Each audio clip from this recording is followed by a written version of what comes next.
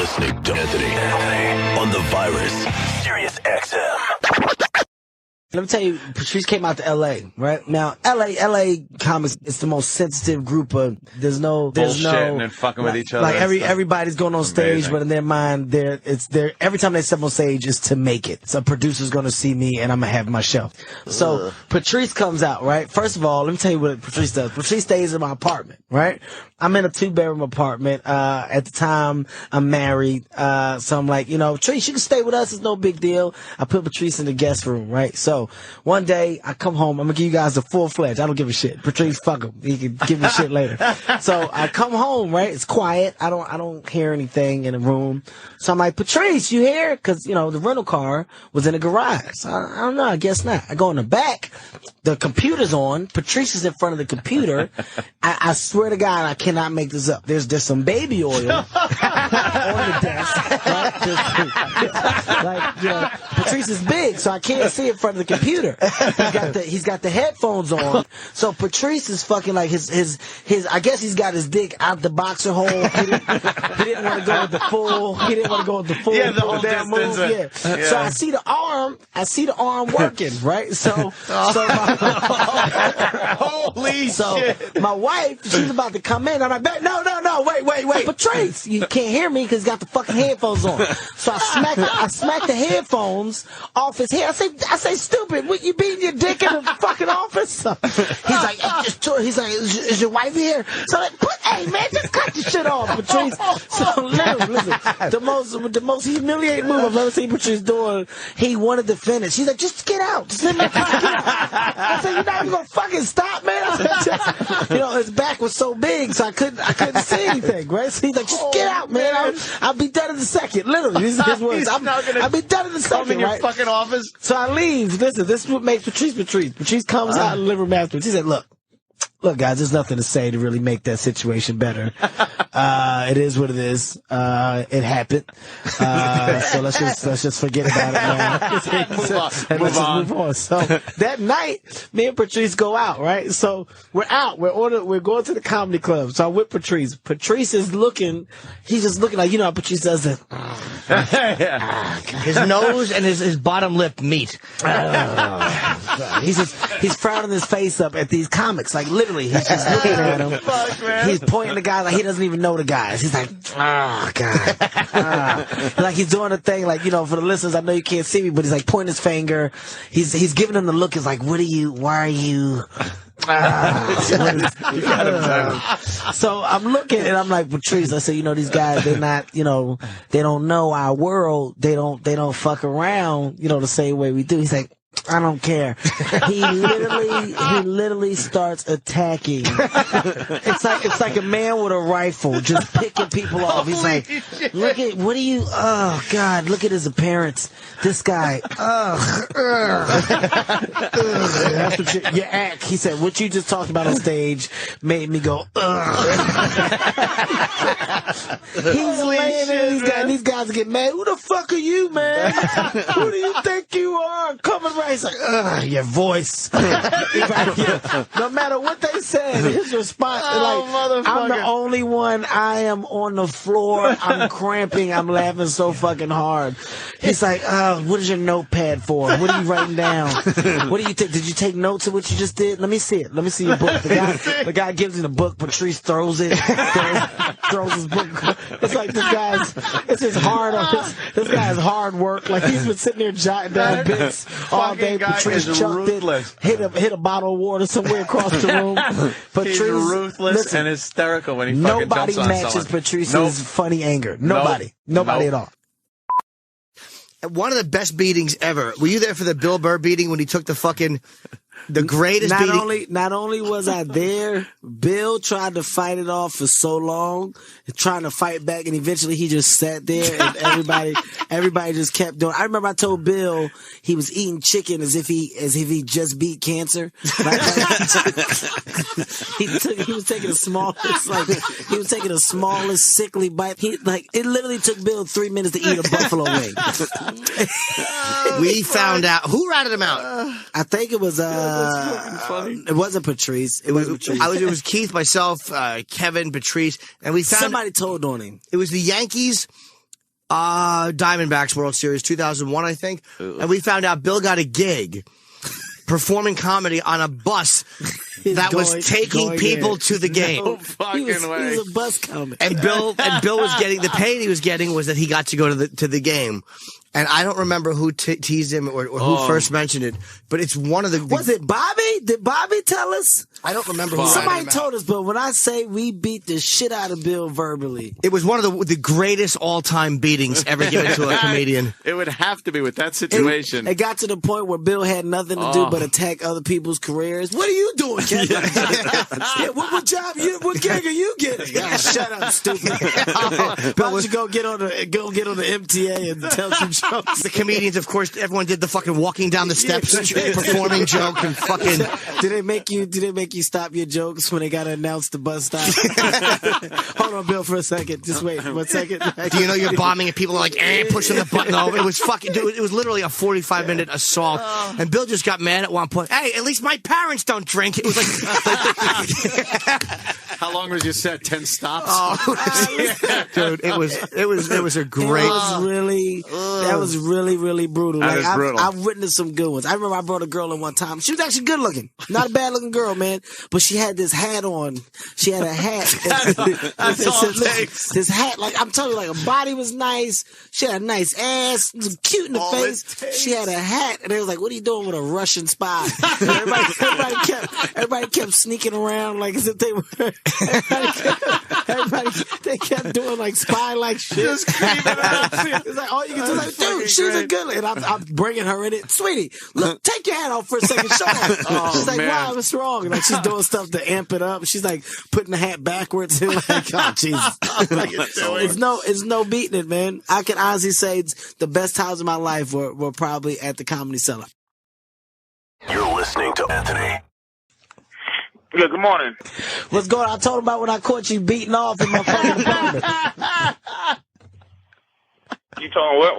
When you did what? When I caught you jerking off in my apartment. Oh, that was a long time ago. I ain't Yeah. It's still a funny fucking story. That's when me and Kev, that's before Kev stopped talking to me. That was 5 years ago. I wonder why he wouldn't want to talk to you. We haven't talked in about 5 years, and then I think that was the last time we talked about jerk talk. No, we talked after that. We talked after that. I seen you after that. This is when Kev. These are stories before Kev stopped running the other way. He didn't see me coming. His career was taking off. Now, I don't mind that.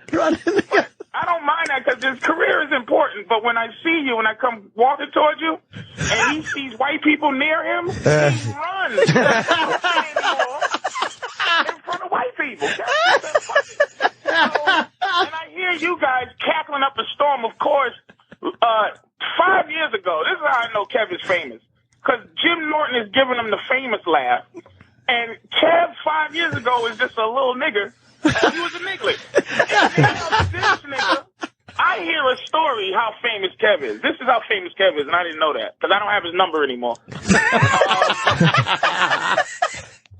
And now tell me if this is true, because this has me almost shaking in my ego boots. This fucker, there's a tour I hear coming up. Is this public knowledge yet, Kev? Go ahead, yeah, go ahead. Holy fuckballs! This is how big you talking. This is how famous this person is you're talking to now. The thing is called, Bernie Mac passed away, so the Kings of Comedy can't really do the full tour anymore. Right. So I hear it's going to be a new Kings of Comedy tour, but there's no Bernie Mac. So here's the thing. There is no, fourth person to take Bernie Mac's place. It is called Three Kings and a Hart tour. And Kev is the closer. Well, when the fuck here's what I want to know. What put you over the top, Kev? Because we sit here and we cry, wondering what the fuck put you to that level. Was it Soul Plane? I don't. You know the sad part, Trees? Was it the fucking So Serious seriously funny? I think it. I'm gonna tell you what. Become a household name. I'm gonna tell you what it was. I think it was probably seriously funny, but I'm gonna tell you some real shit though. Here's the thing with the Three Kings and the Hart tour. And this is gonna fuck you up. You know, I talk about it. I don't give a shit. They said it. They wanted to do. We were just supposed to do the one show All-Star Weekend, right? That's what we were supposed to do. And that they were talking about taking it out.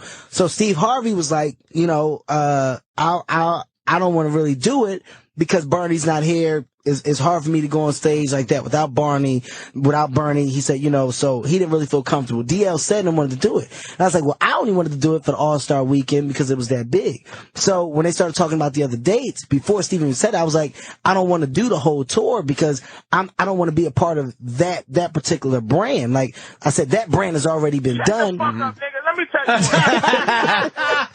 Let me tell you this horse shit. He didn't want to do it. Cause this motherfucker is the ticket seller. Pretty much. Yes. So why join a less successful tour than himself? That was a. I'm sorry. These are things I have to find out because after this horseshit phone call, we'll never talk again. Trees. First of all, Trees. In my defense, Patrice, my fucking number hasn't changed, Patrice. My fucking number hasn't changed. Okay. Now, if you want to be honest, you disappeared, Patrice. You did. This motherfucker. He said his number didn't change. If I go find his old number, it will not only go fucking Patrice, don't fucking call me. That'll be on the message. This is how close me and Lil Kev used to be. Sorry, Mr. Hart, KH. Hey, it's K Hart, man. And by the way, as much as I try to hate on Kev, that fucking seriously funny had me in tears. Kevin's just a funny guy. Man. Thank you, man. That shit was fucking funny. Patrice, hold on 1 second. I'm dialing Kevin's old number right now. Wait, how old is it? Wait, no. In my defense, Jim definitely doesn't have the number. Okay. Let's see. Which one of these is it? Hey, Jim, don't okay. call that Listen, number. let me tell you. Listen, let me show you how old the number is, Patrice. It's not real. Patrice, Jim has an 888 number in his phone for me. That used to be my beeper when I first came to New York. He's got 888-664. He's got my beeper number. That's how long. That's good news that Norton was never really your friend. That makes me happy. I had the old cells. Look, the time I jerked off at his house, man, those were the good old days. He did catch me. And I have to admit, I was beaten off his house because Kev at the time was the first one to have a Mac, and the porn just streamed. I was lonely. The porn was streaming, and I got caught. But you know, this is a fun conversation because I ain't talked to the nigga in a long time. But Patrice caught me fucking in my garage. Me and my wife was fucking in the car because Patrice was upstairs. So Patrice came downstairs. He said he called me he waited 45 minutes to call me. He said, little dummy, were y'all just fucking in the car? I said, yeah. Well, that's no big deal because Kev had a bed in his house that he needed a ladder to climb up to. He needed a step stool to get in it, and him and his wife used to fuck all the time, and that's not even a story. And the other legendary thing about Little Kev is he has the dick the size of a baby arm. It's really depressing. And I don't even need to say the no homo thing. It's just like, you know, if you know, girls are like, you know, hey, hi, how are you? And the motherfucker might be like, hey, and it's like, hey, and he just goes, look, I got a big dick. If I'm fucking a girl, I'll actually go, you should meet my friend Kevin.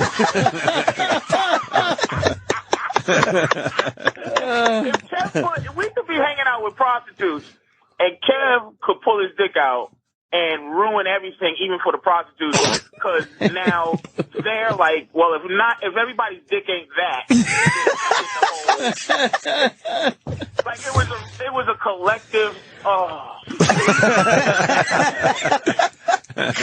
it's a dick to have if you're gonna be famous. Hey, look. It was good to talk to you, and Anthony, we're doing this thing coming up? Yeah, we're gonna play some poker and fucking you play poker, hang out with our wonderful listeners. Not really. I downloaded something on the iPad to try to learn. I don't want to be a sucker. Nah, you'll be great. Yeah, it's a poker tournament at Foxwoods Resort and Casino. It's this Friday. Thing in while you're talking to your special guest. I know I've been downgraded to I'll see you Friday. Hey, Patrice. I love Patrice, man. Everybody having a fucking great time. I could come down. I'm not doing nothing. I'm retired. Patrice. Hey, so, for real, don't be an asshole right now. I'm dead serious. Jim's got your shit, right? My number? Yeah. Don't call me nigga. No, I'm calling. Let's go eat today, for real. I ain't seen you, man. I'm not going to eat with you, no. See, this is what he says. Listen. You know how hard it is for him to turn down a meal? Fucking be my friend on the radio, you cocksucker. I want Why don't you Twitter a story of me jerking off to you motherfucker? 3 days. Don't call me today. Make it 3 days so I know it ain't bullshit. 3 days. What show that had to have 7 more shows added? No, dude, honestly, I'm in town. I gotta do 106 in Park and all that stuff while I'm here, so I just loaded some. Yeah. He was a pickpocket yesterday. A pickpocket. You know what? I can't play like that. No, he's saying like when did it happen? Yeah, Kev wasn't a fucking. I'm joking around.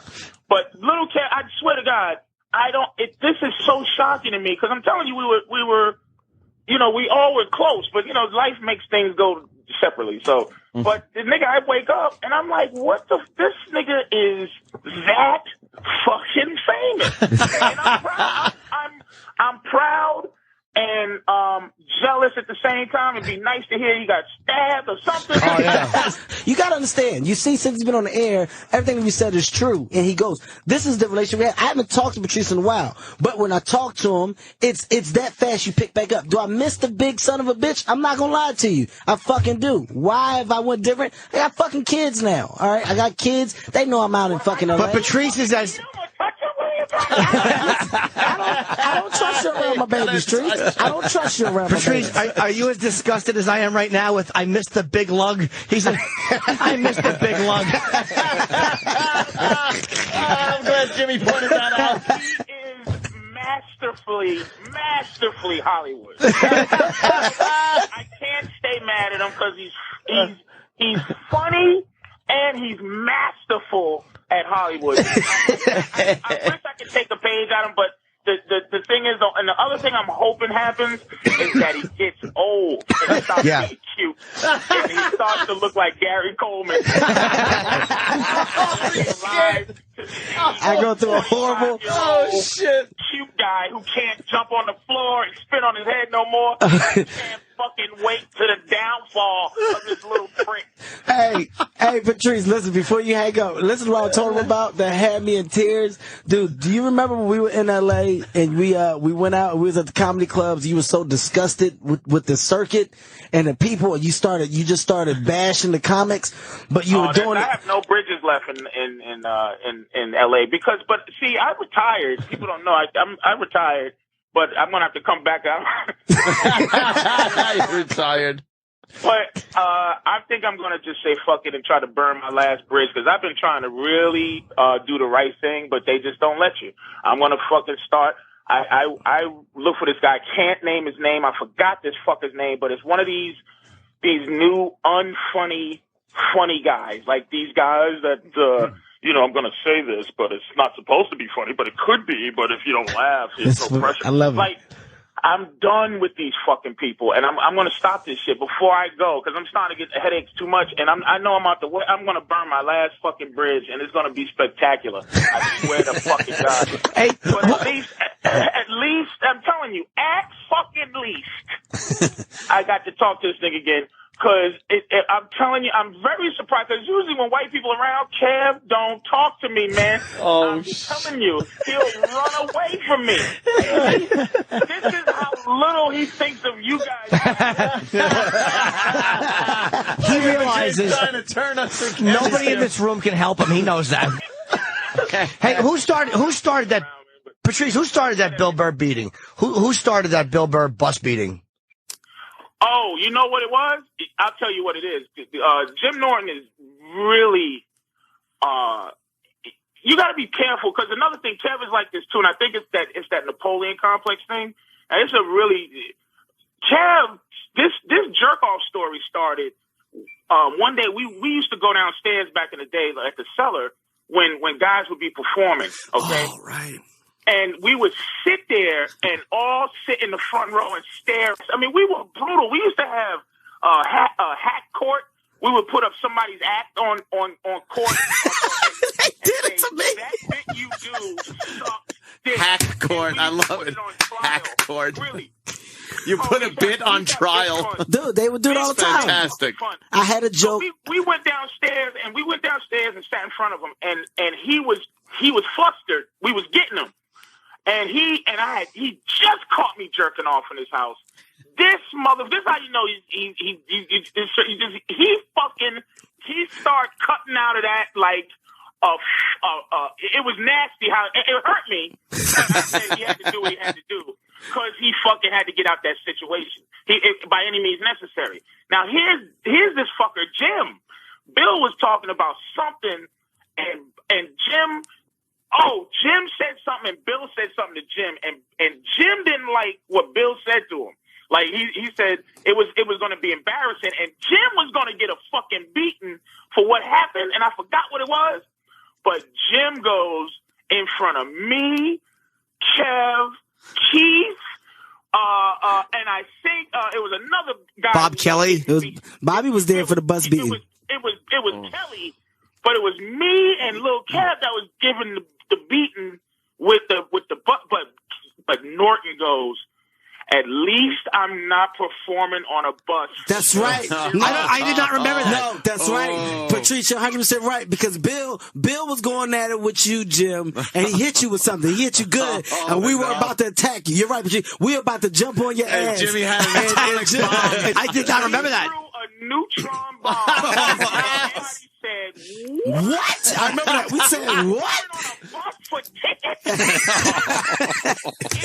It was Great deflection. To this day, there was 4 beatings of all time, and I'm telling you, Norton was a part of two of my biggest laughs in my life. But this bus beating, bus beating is legendary. Of Kev, because what happened is you feed Kev the important lines, and he would just make it he would take it to the next level. And what the whole thing was for an hour was. Well, what happens if you start bombing? And then where do you come from and where do you go when you finish? We said, where did you just sit down from? We said, where did they bring you up from?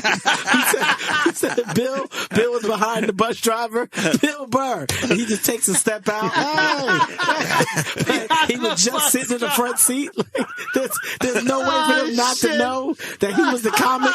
Like, we was like, how do you sneak on stage, Bill? And they said if he started bombing, what he would do is go after one joke bombs, he just look out the window and go, if you look to your left.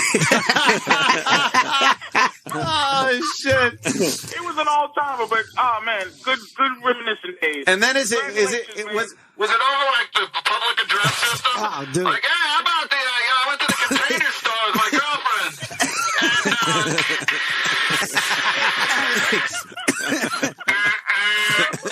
Let me tell you, when But that fucking Norton, you don't remember? Norton just said, at least I'm not doing. I swear to God, Patrice is not lying. He's not lying. Jim, you did. On a bus for World Series tickets. I didn't remember that. I certainly believe it. Bill, yeah, no, wait a minute. But Bill looked at you. Like, how could you do that? Like, how could you do that? Why? Out of all things to do. I remember when they talking about the court, like when he's talking about, we put your jokes on display. They came downstairs. It's some true shit. They did this to me a couple times. Like, I was like, if we were a fraternity, I was the guy that was just trying to get in. I'm at the cellar, and at the time I've been doing the spots for a while. My spots were never great spots. I'm, 1:30 in the morning. I'm dead ass, but we're all there. We're giving each other shit. They come sit in the front row. I remember Patrice and Keith on my mom. This shit, when I say like I was so mad, but you can't show that side. No. Every joke I said, they would go, ah. right at the punchline. But the audience didn't know. Like, you know, it's only a good 20 people in there, so the audience had no idea who they were. Every fucking joke I did, like Keith, I remember hearing Keith's voice was sitting like, no, come on. Like, that is so brutal. listen, it was so, but I can't stop. Like, the cameras are on, so I can't look like I'm not taking this shit serious. So I'm like trying to trudge through. And then you ever see the guy? I remember it was a midget joke. I had a joke about a cross-eyed midget. Like, oh my God! Remember, I said he was robbing me while I was. Can I just say one thing? I hope one day that I have a day in this goddamn business. But I will say, to not sound like Uncle Patrice, this is the one thing I want you to take to your Hollywood friends, Kev, is that they owe us, me, Kev, me, Keith, Norton, they owe us Kevin Hart. Meaning, they would have never heard the name Kevin Hart if we didn't make him change it from Kev the Little Bastard. Kev the Bastard. Lil Kev the Bastard. My name is Lil Kev the Bastard. Tell you. So really? I want all white people to think. Dude, I wish there was a part of me. I wish I could deny half of this shit. I wish I could be like, fuck you, Patrice. You son of a bitch. You don't know shit. I wish I could. Listen, my name was Little Kev the Bastard. I was the only person in the New York circuit that was coming up with music. Like, you know, like at the Cellar, they announce you, the crowd just claps. Listen, keep in mind, these crowds are intimate. Maybe 70 on the weekend. You know, it's just applause. I was the only person that came up to, It's Your Birthday by Luke. Like the speakers, they can't handle music. The speakers were never prepared for music at all. They're rattling. Keith saw the potential. We said, Keith, take this little Philly mess and go back to Philly with him. And Keith said, no, this motherfucker's funny. And he fucking he did not see potential. Keith wanted to be a mentor once in his career, and he figured he could bully little Kev. He wanted to be a mentor because Kev probably for a while listened to Keith like, really, you think I should do that? Yeah, you should do that. And Keith had some respect from somebody. Keith is in the business. Keith is like an old grandfather who has a lot of children, and he's waiting for one to just let him stay in his house. I already told Keith I'm not coming back for him. I've told him several times. I said, I like you where you are. I said, I want you to keep driving that fucked up Ford Focus. And I said, I hope the IRS. Patrice, I told him, I said, hey, I hope the IRS doesn't let you write your toll charges off. I said, that's his biggest receipt thing for the IRS. I said, I hope they don't accept him. I like you where you are. The Kev, but he was the smart one. He fucking left. That motherfucker, he got one good joke and got a plane and got the fuck out of here. I've been wasting around here for 19 years. It hit me. I'm not doing nothing tomorrow. Polish the sneakers. You like to come in? Sure. You could have lied. I can't. I got a call back. I don't hang in the back fucking warm room at the Penn Stadium just sitting pictures of fucking 45-year-old Ralph Macchio. I was fucking home crying. I was like fucking pretending. This kid Troy calls me, goes, "Hey Patrice, this is Troy from NO&A. What do you want? I'm busy." Yeah, Kevin Hart's on the phone. I don't know. Yeah, put me on. I want to I ain't doing shit. What the fuck am I doing? Anyway. All right, Kev, man, congratulations, brother, because I haven't talked to you in a while. Thank you, Trees. Hey, Friday, you said I got 3 days. I got 3 fucking days. I'm going to call you in 3 days. I'm not bullshitting. Sirius XM, the virus. You're listening to Anthony.